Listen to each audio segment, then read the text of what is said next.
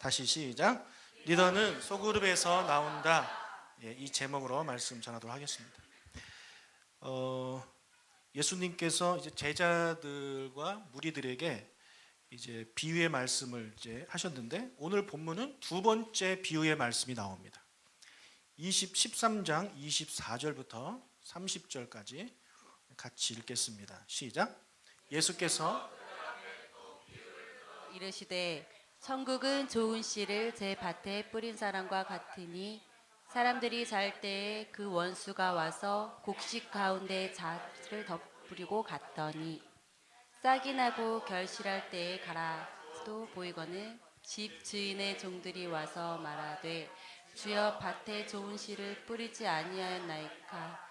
그런데 가라지가 어디서 생겼나이까. 주인이 이르되 원수가 이렇게 하였구나. 종들이 말하되 그러면 우리가 가서 이것을 뽑기를 원하니까. 주인이 이르되 가만두라.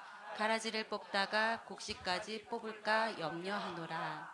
둘 다 추수 때까지 함께 자라게 두라.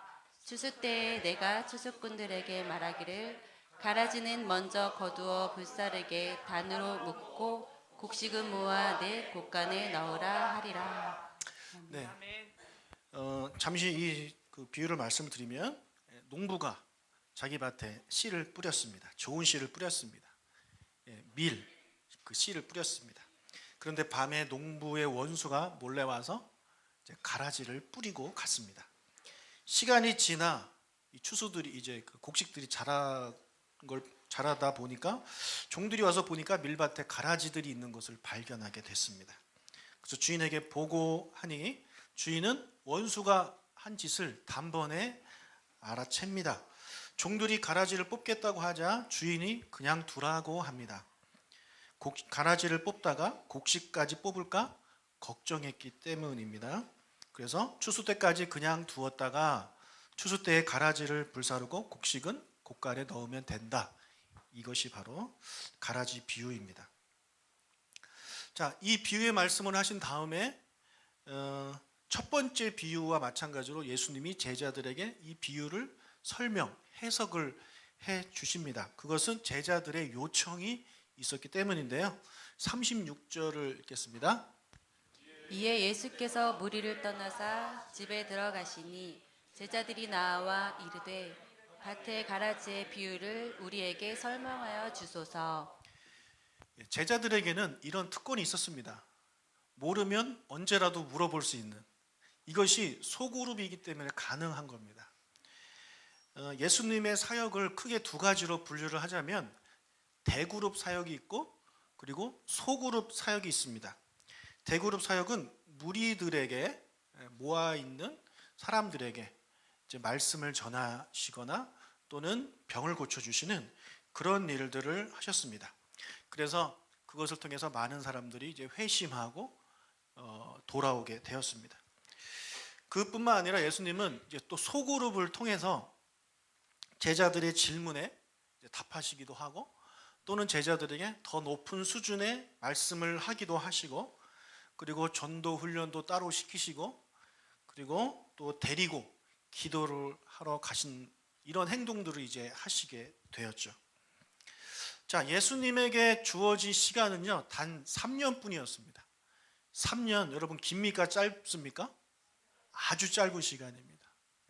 3년 정말 금방 갑니다. 정말 그 말이 맞는 것 같아요. 50대가 되면 50km로 간다는 말이 정말 빠른 것 같아요.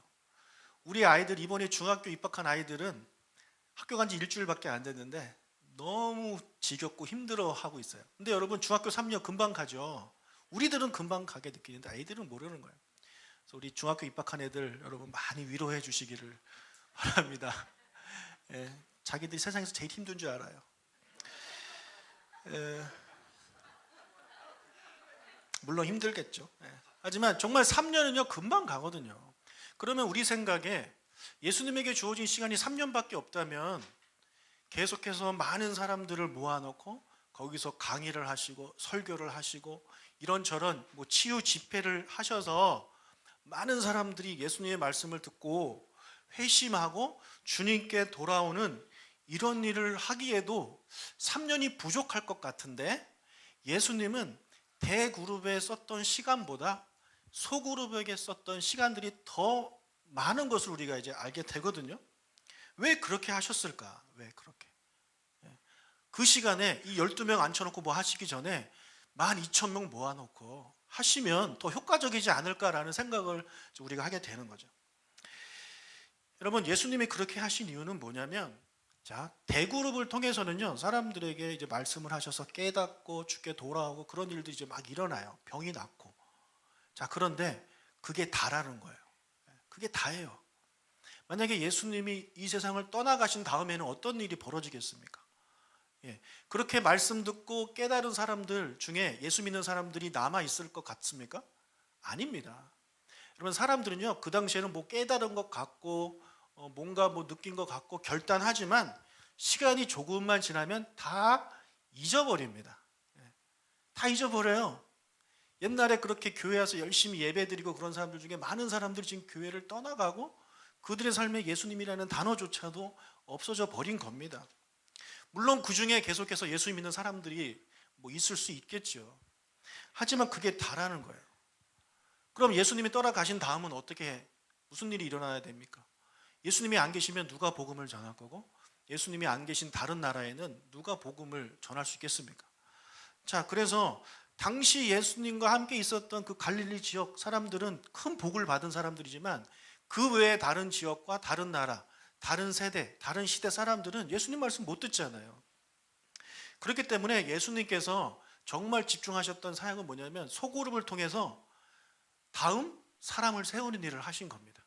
예수님이 떠나가셔도, 예수님이 승천하셔도 남아있는 사람들을 통해서 계속해서 예수님이 하셨던 일들을 할 수 있도록, 그래서 그 사람들이 또 다른 사람에게 복음 전하고 또 다른 사람을 세우고 이런 일이 계속될 수 있도록 예수님께서 이 12명에게 가장 많은 시간들과 에너지, 열정을 쓰셨다는 거죠.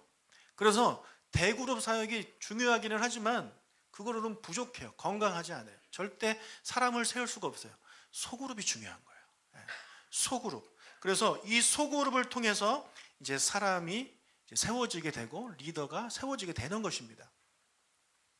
그래서 예수님께서 이 12명의 제자들을 데리고 3년 동안 소그룹을 하시면서 그 12명 중에 11명이 나중에 이스라엘과 전 세계의 그런 교회의 지도자들이 됩니다. 그래서 그들이 또 다른 사람들을 세우고 그것이 계속돼서 지금까지 2000년 동안 기독교가 이제 이렇게 유지되고 더 확장된 것이 아니겠습니까? 예수님이 그냥 12,000명, 12만 명, 120만 명 면하고 막 말씀만 계속 전했다면 이런 일은 절대 일어날 수 없습니다. 사람을 세워야 되는 거예요. 여러분, 소그룹이 얼마나 중요한지 우리는 잘 압니다. 우리는 그렇게 살아왔어요. 지금까지. 가정부터가 소그룹이에요. 하나님이 우리 사람을 키울 때, 아이들을 키울 때 소그룹으로 보내십니다. 부모에게 보내시는 거예요. 그래서 그 부모가 그 아이를 잘 키우고 관리하고 관심을 가지고 돌보도록 하신 게 하나님 아버지의 뜻이라는 거죠. 만약에 하나님의 뜻이 그게 아니었다면 그냥 한 명한테 애를 막 한 번에 막 100명씩 낳게 해가지고 뭐 한 가정이 막 200명, 400명 키우고 이렇게 하셨을 것 같아요. 그럼 얼마나 좋아요? 그럼 예수님의 말씀, 하나님 말씀에 뭐 생육하고 번성하라, 그거에 더 잘 맞는 말씀이 그거 아닌가요? 하나님 그렇게 안 하시는 거예요. 소그룹에 우리 인간들을 보내십니다. 우리 학교도 마찬가지잖아요. 학교에 가면 어떻게 합니까? 이제 1학년들이 한 몇백 명 될 텐데 강당에 모아놓고 선생님 한 명이 가르치나요? 그렇게 하지 않아요. 사회에서도 소그룹을 중요하게 생각하기 때문에 소그룹으로 모아놓고 선생님 넣고 거기서 관리하게 하지 않습니까? 그래서 우리는 지금까지 소그룹에서 태어나서 소그룹 속에서 이제 자라오고 또 큰 대그룹과 같이 이제 생활하면서 우리가 이제 자라왔다라는 거죠. 그래서 소그룹이 중요한 것은 우리가 너무나도 잘 알아요. 믿음도 마찬가지입니다. 우리도요, 우리의 믿음도 대그룹을 통해서도 자라지만 건강하게 자라려면 소그룹을 통해서 자라야 돼요. 그래서 소그룹을 통해서 질문도 하고, 그 잘못된 것을 내가 깨닫기도 하고, 사람들의 말을 들어보면서 또 깨닫는 것도 있고, 그래서 소그룹이 정말 중요한 것입니다. 그래서 소그룹 없이 이 대그룹만 드리는 것도 건강하지 못하고, 또 반대로 대그룹은 드리지 않고 소그룹만 소중하게 생각하는 사람도 이것도 위험한 거예요. 또 어떤 분들은요, 둘 다 거부해요. 나 혼자 잘할 수 있다라는 거죠. 그래서 인터넷으로, 유튜브로 말씀 드리면서 예배 드리는 사람들이 있습니다. 그건 건강하지 않은 거예요. 물론 자기 자신은 거기서 뭔가 깨달음을 얻고 자기 자신은 뭔가 할 수 있겠지만 자기 자신만 거기서 끝이에요. 아무리 잘 돼봐야 자기 자신만 잘 되는 거예요. 하지만 하나님께서 우리에게 원하시는 것은 예수님이 하셨듯이 예수님은요, 우리가 사람을 키우길 원하십니다. 그 사람은 그냥 만들어지는 게 아니에요. 여기서 이렇게 만들어지는 게 아니에요. 소그룹을 통해서 계속해서 가르치고 관리하고 나누고 그런 상황에서 이제 사람이 세워지게 되는 것입니다. 그래서 여러분, 나는 소그룹 없어도 대그룹에서만 살아도 괜찮다고 생각하시는 분은요, 일단 첫 번째 교만한 생각이고 두 번째는 이기적인 생각입니다. 나만 아는 거예요. 아니에요. 우리는요, 소그룹에 들어가서 겸손하게 배워야 되고 또 이기적인 게 아니라 남을 세우는 그런 마음을 가지고 들어가서 그곳에서 이제 함께 뒹굴어야 된다는 것입니다. 그래서 여러분, 소그룹을 통해서 많이 배우시고요, 깨달으시고 또 소그룹을 통해 여러분들이 가르치셔야 돼요. 배우고 가르치는 일들을 열심히 하셔서 그 안에서 리더가 세워지기를 축복합니다. 소그룹 리더들, 뭐 선생님들이나 또 으뜸이나 또 여러 가지 우리 교회 팀이 있는데 그 팀에 속해서 그 팀 안에서 여러 가지 일들을 하면서 그 팀의 리더들은요, 다음 리더들을 세워야 되는 거예요. 으뜸들은 여러분 마디 안에서 으뜸을 또 세우셔야 돼요. 그냥 우리끼리만 행복하게 잘 지내는 것은요, 아니에요. 그 안에서도 여러분이 다음 세대를 위해서 사람을 키우는 그런 일들을 하셔야 되는 거고, 선생님들도 그냥 내가 애들한테 가르치고 여기서만 멈추면 되는 것이 아니라 다음에 이 학생들 중에 아이들을 가르칠 수 있는 선생님을 내가 한 명 키워야 되겠다라는 그런 마음을 가지고 사람을 키우는 선생님들이 되셔야 되는 거예요. 그리고 어떤 사역을 하시든지 간에 내가 하면서 내가 지금 진행을 하고 이끌어 가지만 내가 없을 때 누군가 내 자리를 채워서 이 모임을 이끌어갈 수 있는 그런 사람을 내가 키워야지 라는 생각을 가지고 그 모임에 임하셔야 되는 거예요. 근데 여러분, 사람 키우는 거 정말 어려워요. 그냥 내가 해버리는 게 편합니다. 그냥 내가 하면 제일 편한데, 근데 그래서는 절대 사람을 키울 수 없기 때문에 힘들어도 귀찮아도 우리는 소그룹 안에서 사람을 키우는 일들을 여러분들이 처한 소그룹에서 각자 하셔야 되는 거예요. 찬양팀은 찬양팀 안에서 인도자를 키우고 연주자를 키우고, 교사는 또 학생들한테서 그 교사를 키우고, 으뜸들은 마디 안에서 다음 으뜸을 키우고, 이런 일들이 소그룹에서 일어나야 건강한 교회가 되고 건강한 신앙생활을 할 수 있는 것입니다. 그래서 여러분, 모든 분들이 어떤 모임이든 어떤 형태든 소그룹에 들어가셔서 꼭 같이 소그룹 활동을 하시길 축복합니다. 자, 뉴스온 교회도요, 이제 리더들을 계속해서 세우고 있는데 저희 교회만의 그런 룰이 있습니다. 모든 교회들이 요즘은 다들 그렇게 하시는데 저희 교회에서 이제 임직을 하시려면 세 가지 조건이 있어요. 아주 기본적인 조건이에요. 그 기본적인 세 가지 조건 중에 하나가 바로 저와 어느 일정 그런 과정을 수료하셔야 됩니다. 저와 함께 소그룹을 통해서 같이 공부하고 같이 나누고 훈련하면서 그 과정을 수료를 해야지 그 임직할 수 있는 후보에 올라가실 수가 있어요. 그것이 안 되면 나머지 두 개가 되셔도, 이 나머지 두 개는 뭐 하나는 대그룹이고 하나는 믿음과에 관련된 것인데, 이것이 돼도 세 개 중에 하나만 안 돼도 우리 교회에서 이제 그런 임직을 할 수 있는 후보에 올라가실 수가 없습니다. 자, 그래서 뭐 언제 우리 교회가 다시 또 임직을 할지는 아직 결정은 안 됐는데, 기도하면서 제 마음에 드는 생각은 5년마다 하면 좋겠다라는 생각이 들었어요. 그래서 2011년도에 우리 교회가 시작해서 2016년도에 이제 장로님들이 세워지시고 임직을 했는데, 또 5년 뒤가 내년이거든요. 그래서 2016년, 그러니까 6년, 10년, 6년, 10년 이렇게 5년마다 하면은 되지 않을까라는 생각을 해 보았습니다. 이것은 우리 당회에서 결정을 해서 확실하게 결정되면 다시 말씀을 드리겠습니다. 자, 그래서 꼭 그거가 되기 위해서, 후보가 되기 위해서 공부하시지 마시고, 그것을 해야 오요한 목사의 목회 철학도 이해하고 우리 교회도 이해하고 성도들도 이해하고 그래야 좋은 리더가 될 수 있구나 생각하시고 그런 모임을 사모하시기를 주의 이름으로 축복합니다. 내가 무슨 교육을 받았는지를 아시려면 저희 교회 카페에 가시면 메뉴 중에 뉴송 아카데미가 있어요. 거기 들어가시면 모든 그 항목의 수료생들 이름이 쫙 나와 있습니다. 그것을 보시면 내가 무슨 교육을 받았구나 이제 아실 수가 있어요. 모르시면 저한테 물어보시면 제가 알려드리겠습니다. 자, 이렇게 예수님은요 소그룹을 통해서 이 가라지 비유를 또 설명해 주는 거예요. 그러니까 들은 제자들이 또 깨닫게 되는 거죠. 자, 그러면은 이 소그룹을 통해서 예수님이 이 가라지 비유를 해석을 해 주셨는데 무슨 내용으로 말씀하셨는지 한번 보도록 하겠습니다. 37절부터 42절까지가 예수님의 해석에 대한 부분인데요. 잊지는 않고 그때그때 이제 적용해서 말씀을 드리겠습니다. 예수님이 이 세상에 좋은 씨를 뿌리셨습니다. 직접 뿌리셨습니다. 종들을 시키지 않았어요. 아까 보니까 종들이 있었잖아요. 그렇죠? 예수님의 말씀에 종들이 등장하죠. 그러면 우리 생각에는 씨 뿌리는 거 누구 시키면 됩니까? 종들 시키면 됩니다. 예수님이 종들을 안 시켜요. 직접 뿌린단 말이에요. 직접. 자, 예수님이 직접 하신 일이에요.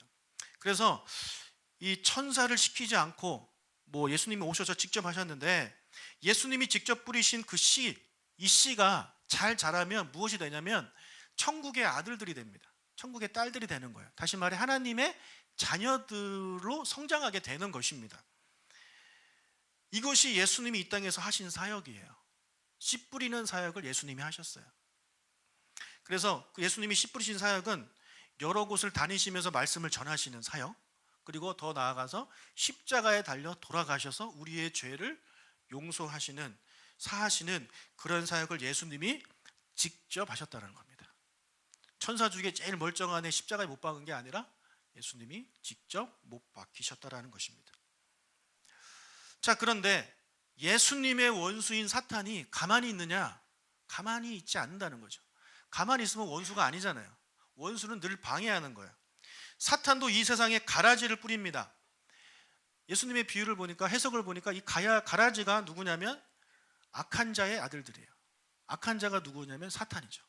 사탄의 아들들. 그러니까 가라지가 자라면 사탄의 아들들이 되는 거예요. 여러분, 사탄은요 이 세상에 가라지를 뿌림으로써 하나님의 일을 방해합니다. 태초부터 그래왔습니다. 태초부터 그는 계속해서 하나님의 일을 방해하는 그런 방해꾼으로 존재해요. 하나님의 일을 방해해서 자기가 비슷한 거를 해서 자기가 하나님이 되기를 원하는 거거든요. 그래서 계속해서 방해를 하는 거죠. 하나님이 에덴 동산을 만드셔서 거기서 아담과 하와를 또 만드시고 그들의 후손을 통해서 이제 에덴 동산 하나님은 행복하게 우리 인간과 함께 살기를 원하셨는데 그것을 방해하잖아요. 그래서 중간에 들어와 가지고 아담과 하와를 거짓말로 속여서 하나님께 범죄하게 만들잖아요. 그래서 하나님을 하여금 어쩔 수 없이 아담과 하와를 쫓아낼 수밖에 없게 만들어 버립니다. 그래서 하나님의 처음 계획을 방해하고 망치게 만든 존재가 바로 사탄입니다. 그리고 이제 그 망가진 것을 예수님이 다시 회복하러 오셨는데 그때도 사탄은 가만히 있지 않고 계속해서 방해하는 거죠. 예수님이 오셔서 이제 사역을 시작하시기 위해서 40일 동안 금식하셨잖아요. 그때 사탄이 또 등장하지 않습니까? 세 가지 시험을 하는 거예요. 여러분, 세 가지 시험은 뭐냐면요, 쉽게 말하면 예수님 너 십자가 질 필요 없어라는 거예요. 너 죽을 필요 없다라는 거예요. 너 굳이 죽을 필요 없어도 얼마든지 메시아가 될 수 있어. 그 방법을 내가 알려줄게. 그게 세 가지인데, 그러면서 그가 말한 게 바로 그 세 가지 시험이라는 거예요. 다 놀라운 기적들이죠. 돌을 떡으로 만드는 거예요. 너가 이런 일을 해봐. 사람들 너를 시론으로 받들고 너를 메시아로 받들 거야. 그러니까 너 굳이 십자가를 질 필요 없어 라고 시험을 하는 거죠. 여러분, 예수님이 이 땅에 오신 게요, 왜 오셨냐면 죽으러 오셨어요. 죽으러. 죽으러 오셨어요. 그런데 사탄은 죽지 못하게 방해하는 거예요. 왜요? 예수님이 오셔서 우리의 죄를 다 가지시고 죽으셔야 우리의 죄가 사라지는 것이거든요. 그러니까 예수님이 반드시 죽으셔야 되는 거예요. 근데 못 죽게 하는 겁니다. 그래서 그 전에 못 죽게 하려고 어떻게 하냐면 그 헤롯 왕이 태어나자마자 된 아이들 막 죽였잖아요. 여러분, 그때 예수님이 죽으면 그것도 죽은 건데 뭐 같은 건가요? 아니에요. 그때 죽는 거는 그냥 죽는 거예요. 십자가에 달려서 모든 죄가 예수님에게 전가된 다음에 그다음에 하나님의 어린 양으로서 죽으셔야 진짜 메시아 역할을 하는 것입니다. 그러니까 그렇게 되지 못하도록 예수님이 태어나자마자 이 사탄은 죽이려고 했는데 그것도 실패했죠. 예수님이 성장했어요. 그래서 사역 못하게 세 가지 시험을 또 해서 방해합니다. 그것도 실패했어요.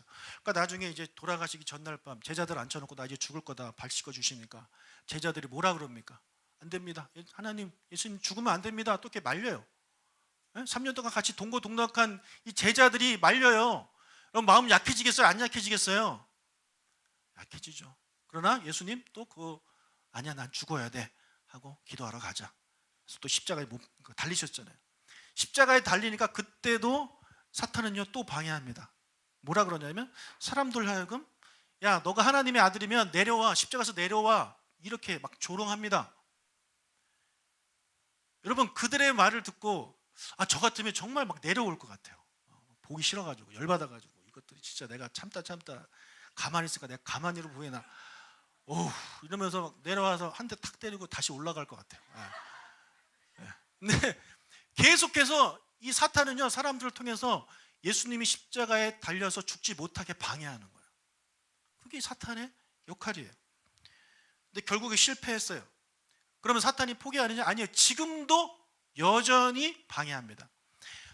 사람들이 하나님의 음성을 듣지 못하게 방해하고 결신하지 못하게 방해하고 그리고 예수 믿는 사람들 중에서도 그 믿음을 버리도록 계속해서 방해합니다. 끊임없이 우리를 방해하는 게 사탄이에요. 우리가 믿음을 버리면 예수님이 아무리 십자가에 달려 돌아가셨어도 우리가 그것을 믿어야 그것이 나에게 적용이 되는 것인데 내가 그것을 믿지 않고 버려버리면 예수님이 돌아가신 게 아무 의미가 없잖아요.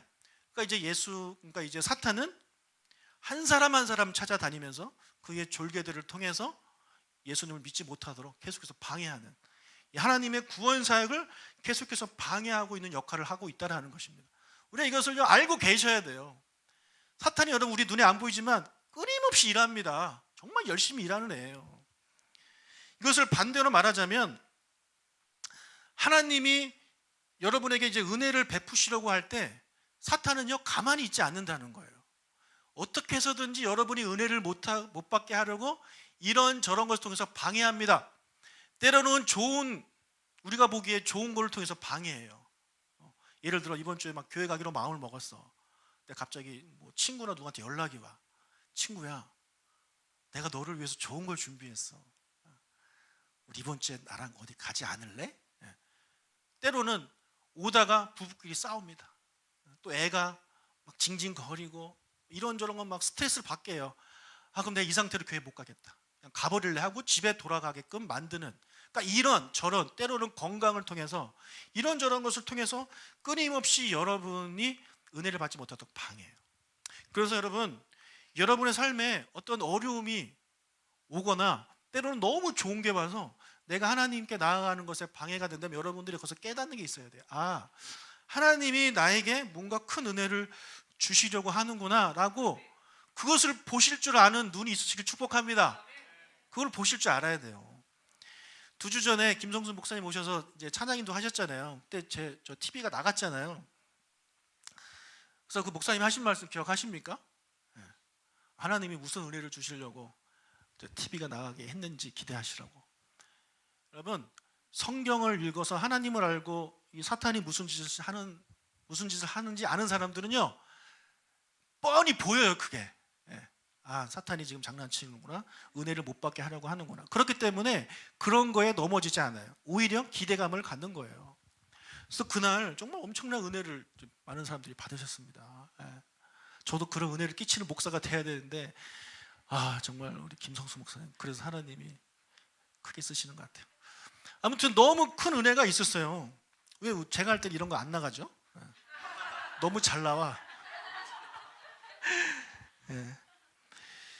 여러분, 이 사실을 알면 어려움이 생길 때 금방 웃으면서 이겨낼 수 있어요. 애가 멀쩡하던 애가 갑자기 아프거나 엄마 말을 안 듣고 그럴 때 웃으면서 이거 하나님 은혜를 주시려고 하는 거야, 괜찮아 하면서 오실 수 있어요. 평소에 나를 이렇게 사랑해 주던 남편이 오늘따라 이렇게 미워 보이고 나한테 이상한 짓 할 때 웃으시면서 올 수 있다는 거예요. 근데 그것을 모르시는 분들은 그것 때문에 넘어져서 핸들을 돌리는 것입니다. 아예 오지를 않는 거죠.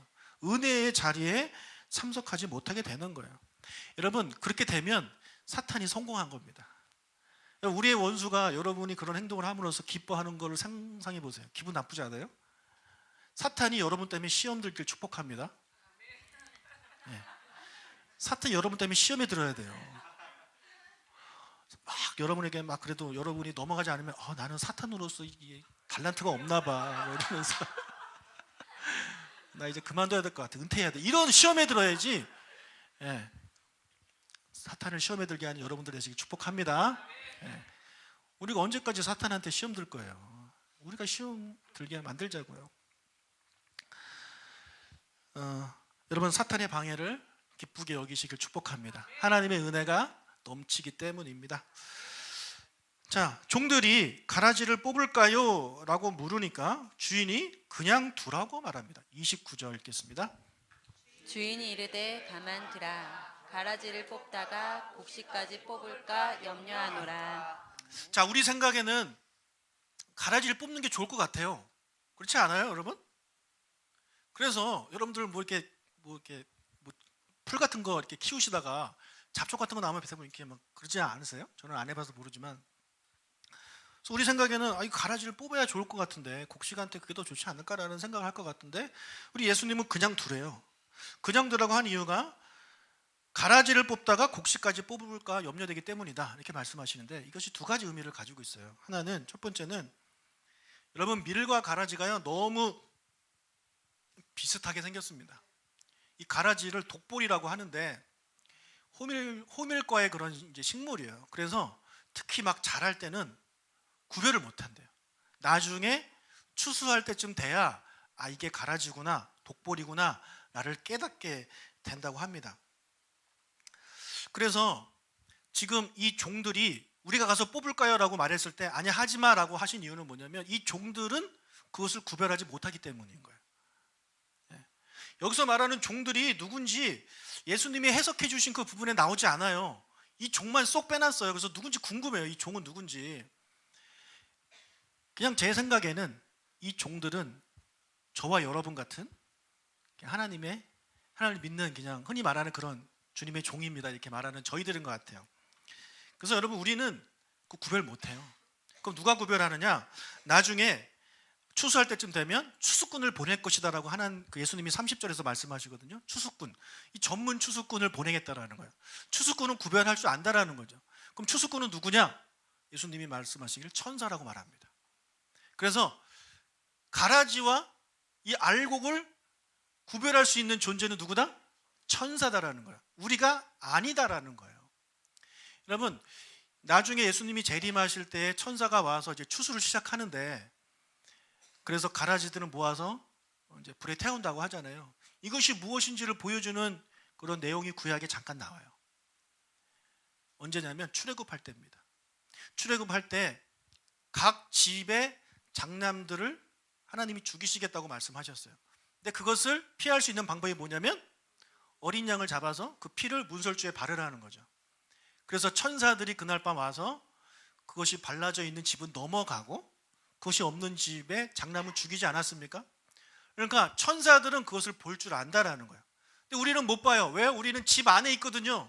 집 안에 있으니까 바깥에 피가 제대로 발라져 있는지 몰라요. 그리고 다른 집에 발랐는지 안 발랐는지도 우리는 몰라요. 천사만 아는 거예요. 그래서 그 천사가 와서 누가 하나님의 자녀이고 누가 사단의 자녀인지를 분별하게 된다라는 것입니다. 여러분, 우리는 몰라요. 누가 구원받은 백성인지 누가 아닌지 몰라요. 우리가 보기에 비슷하다니까요. 교회를 다녀 열심히 다녀요. 그래서 우리는 생각해, 저분은 나중에 돌아가시면 천국 가시겠지라고 생각할 수 있지만 그에 대한 답은 뭐냐? 모른다라는 겁니다. 모른다. 반대로 저 사람은 죽으면 분명히 지옥 갈 놈이야. 근데 그분이 지옥 갈지 안 갈지 그 답은 우리가 모른다라는 것입니다. 모른다. 그럼 언제 알 수 있냐? 가봐야 아는 거예요. 천국 가봐야 아는 거예요. 그래서 천국 가면 여러 번 놀란대요. 하나는 올 사람이 안 와서 놀란대요. 그 사람 나보다 먼저 갔는데 왜 여기 없지? 또 하나는 안 올 사람이 와 있어서 놀란대요. 또 하나는 나 같은 게 거기 천국 가 있어서 놀란대요. 여러분, 이렇게 여러 번 놀란다는 거예요. 아무도 모르는 거예요. 그때 가봐야 아는 것입니다. 그래서 여러분 우리가 그거 쉽게 막 판단하면 안 돼요. 그 판단은 오직 하나님만이 하시는 거예요. 그래서 그런 분들이 있어요. 우리가 크게 두 가지인데 실수하는 게 저분은 절대 예수 믿을 분이 아니야. 그래서 복음을 안 전해요. 우리가 이 사람을 가라지로 판단해 버리는 거예요. 모르면서. 또 하나는 저분은 정말 믿음 생활 잘해. 그러니까 내가 신경 안 써도 돼. 알아서 잘 하실 거야. 이것조차도 우리가 잘못하고 있다는 거예요. 내 자녀가 믿음 생활 열심히 해요. 신경 안 써도 쟤는 잘해. 잘못 생각하고 있다는 거예요. 끊임없이 돌보는 일들을 우리가 해야 되고, 저 사람은 전대 안 될 거야. 절대 내 말을 안 들을 거야. 라는 생각하는 사람도 포기하지 말고 우리는 그 사람이 미리일 수 있기 때문에 복음을 전하는 그런 일을 하는 우리가 되어야 된다는 것입니다. 자, 그리고 뽑지 말고 그대로 두라고 한 또 다른 이유는 뭐냐면 가라지의 뿌리와 밀의 뿌리가 엉켜 있기 때문입니다. 엉켜 있어요. 그래서 지금 자라고 있는 상태이기 때문에 뿌리가 든든하지 못해요. 그래서 가라지를 당기다 보면 이 뿌리가 엉켜 있기 때문에 밀까지 뽑혀버리는 그런 일이 이제 벌어지게 되는 거예요. 그래서 그냥 추수 때까지 두라는 겁니다. 자, 여기서 우리가 알 수 있는 것은 무엇이냐? 예수님은요, 이 가라지를 제거하는 것보다 더 관심을 가진 게 있어요. 그것이 뭐냐면 이 알곡, 밀이 건강하게 자라기를 더 신경 쓰신다는 겁니다. 우리 생각에는 이 가라지 빨리 뽑아버리면 속 시원하겠는데 왜 하나님이 이 세상에서 이 악들을 빨리 제거하지 않으시는가?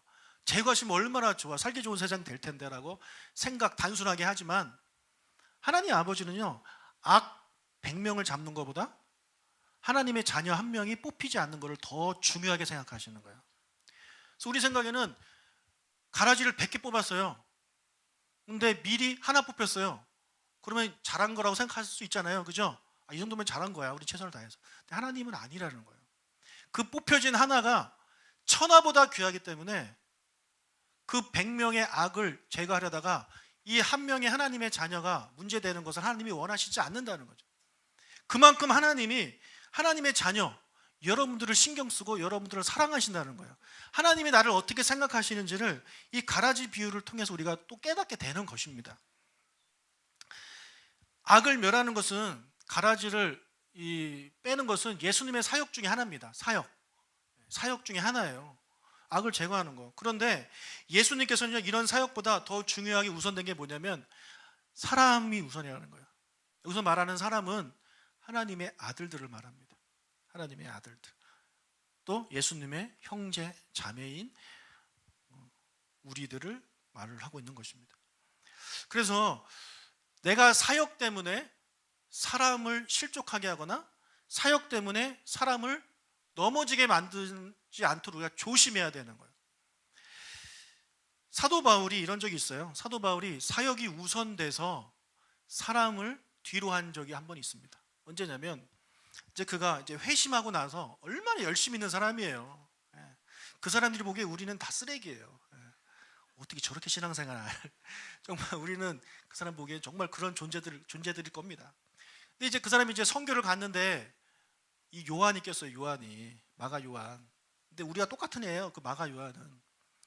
그러니까 이제 그 사람이 봤을 때 쟤는 진짜 저게 예수 믿는 거냐고 할 정도로 뭐 그런 아주 평범한 그리스도인이었단 말이야.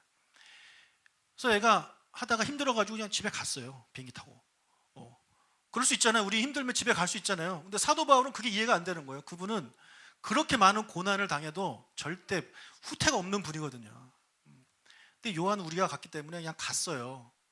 그러다 보니까 다음 2차 전도 여행 때 걔 때문에 싸우는 거예요. 바나바하고. 바나바는 데리고 가자. 얘가 아직 어려서 그렇지 얘 키워야 되지 않겠냐. 데리고 가자. 그랬더니 뭐라 그래요? 이 바울은 됐어. 걔는 안 돼. 그래서 둘이 막 심하게 싸워서 결국 헤어지거든요. 근데 나중에 이 바울이 노년이 돼서 그가 쓴 편지를 보면 그가 요한을 챙겨요. 이제 그가 사람을 챙기는 사람이 되는 거예요. 그가 그때 그 일 때문에 바나바와 싸운 거를 후회했을 겁니다. 내가 그때 더 데리고 사람을 만들었어야 되는데. 여러분, 이처럼 우리가 사역을 하다 보면 사도 바울과 같은 사람들은요, 사역이 우선이에요. 그래서 그것을 못 따라오는 사람들은 이해를 못 해요. 그래서 그분 때문에 사람들이 상처를 받고 넘어지는 그런 경우가 많이 있습니다. 근데 보니까 리더들 중에 그런 리더들이 있다고요. 저도 좀 그런 쪽인 것 같기도 하고. 여러분 생각하기 어떠세요? 저는 어느 쪽입니까? 제가 말하는 것 때문에 이렇게 상처받으시는 분들이 있더라고요. 특히 사역하다가 이렇게 하고 그러면 나는 이렇게 좋게 말한 거라고 생각을 했는데 듣는 사람 입장에서 되게 상처가 돼가지고, 과거에 정말 많은 분들이 저 때문에 찬양팀 그만두고 목사님하고 같이 못하겠어요 막 이런 저는 나이스하게 한다고 했는데, 그래서 내가 아직 이런 게 참 부족하구나라는 생각을 많이 해요. 근데 저만 그런 게 아니라 많은 분들이 그럴 수 있어요. 사역이 중요하게 생각하시는 분들은요, 가라지 한 개라도 더 뽑는 게 중요한 거예요. 지금 봐라, 이 세상이 이렇게 악한데 이 악을 제거해야지, 가라지 뽑아야지. 그러다가 다른 사람까지 뽑아버리는 일들을 우리가 많이 해요. 근데 예수님은 그렇게 안 하신다라는 거예요. 그거 100개 뽑느니 그거 100개 뽑다가 하나 뽑히는 거 나는 원하지 않는다. 그냥 둬라. 나의 관심은 하나님의 자녀가 잘 자라는 걸 나는 원한다. 이 마인드를요, 모든 부모님들과 그리고 모든 사역자들, 모든 리더들은요 다 가지시길 주님으로 축복합니다. 사람이 중요한 거예요. 사람이. 이것은 가정에도 적용이 되는 것 같아요. 가정에도 일보다 자녀가 더 우선이라는 거죠. 일보다.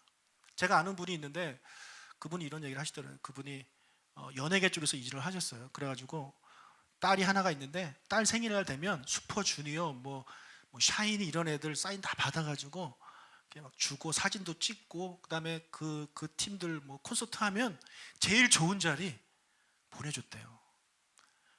자기가 아빠로서 정말 잘한다고 생각한 거예요. 근데 그분이 이제 그 딸이 이제 컸어요. 20대가 됐고, 아버지가 그저께 저한테 말씀하시기를, 내가 제일 후회되는 거는 내가 바보 같은 짓을 했다. 내가 그 콘서트에 같이 못 가는 게 난 진짜 한이다라는 얘기를 하더라고요. 그러니까 왜 못 갔냐고 물어봤더니 바빠서 못 갔대요. 바빠서. 나는 바빠서 못 가니까 우리 딸이라도 보내주면 나는 잘하는 거라고 생각했는데, 지금 생각하면 돈을 조금 덜 벌어도 그 자리에 딸과 같이 가서 딸과 함께 행복한 시간을 보냈어야 했는데 참 나는 어리석었다라는 그 얘기를 하시더라고요.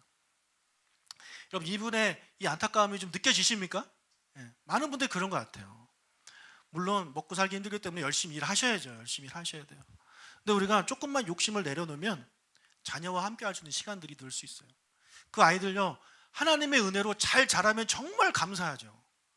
정말 감사하죠. 잘 자라면. 근데 여러분, 아이가 잘 자라는 게 부모가 막 케어하고 그래도 그게 잘 안 되는데, 하물며 부모가 신경을 못 써주는데 아이가 잘 자란다는 게 정말 쉬운 일이 아니잖아요. 그럼에도 불구하고 하나님의 은혜가 임해서 정말 여러분의 자녀가 잘 자라시길 축복합니다. 그런데 내가 나중에 이렇게 잘해주면 돼, 이런 생각을 지금 가지시면서 어른, 우리 특히 아빠들이 막 열심히 일하면서 아이들이 잘 때 나왔다가 아이들이 잘 때 들어가고 이런 일들이 많이 있을 수가 있는데, 우리가 그것을 나중에 가서 후회하지 마시고, 예수님이 하셨던 것처럼 일보다 사람이 먼저다. 이거 무슨 대통령님 유행어를 제가 쓰는 것 같은데 그래서 제가 바꿨어요. 우선으로, 먼저라가 아니라 우선으로. 사역보다 이런 사람이 우선이고, 여러분의 직업보다, 일보다, 돈보다, 수입보다 더 중요한 건 무엇이다? 남편이고 아내이고 자녀다. 이것을 여러분들이 기억하시고, 조금 덜 벌어도 가족을 소중하게 생각하시고요, 교회에서 조금 열매가 없어도 여러분의 맡겨주신 학생들, 그다음에 마디원들 잘 챙기시고 그들로서 기도해 주신 여러분들 되시기를 저는 축복합니다. 아멘. 이 시간 같이 찬양하고 기도하도록 하겠습니다. 자, 하나님이 얼마나 여러분을 생각하시는지 오늘 본문을 통해서 우리가 깨달을 수 있어요. 천하보다 여러분이 귀하게 생각하십니다. 하나님은. 그래서 하나님이 악을 제거하고 그런 것보다 여러분이 잘 자라기를 바라시는 마음, 그 마음을 깨닫고 하나님이 얼마나 우리를 사랑하시는지 우리 이 찬양을 부르면서 고백하도록 하겠습니다.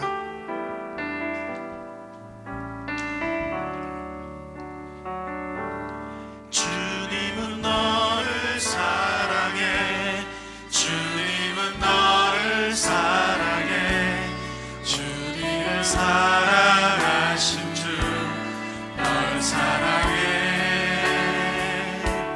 주님은 너를 사랑해 주님은 너를 사랑해 우리를 사랑하신 주 널 사랑해 다시 한번 주님은 너를 사랑해 주님은 너를 사랑해 주님은 너를 사랑해 우리를 사랑하신 주 널 사랑해 주님은 너를 사랑해 주님은 너를 사랑해 우리를 사랑하신 주 주님은 너를 축복해 주님은 너를 축복해 주님은 너를 축복해 우리를 사랑하신 주 널 축복해 주님은 너를 축복해 주님은 너를 축복해 우리를 사랑하신 주 널 축복해 주님은 너를 기뻐해 주님은 너를 기뻐해 주님은 너를 기뻐해 우리를 사랑하신 주 널 기뻐해 주님은 너를 기뻐해 주님은 너를 기뻐해 우리를 사랑하신 주 널 기뻐해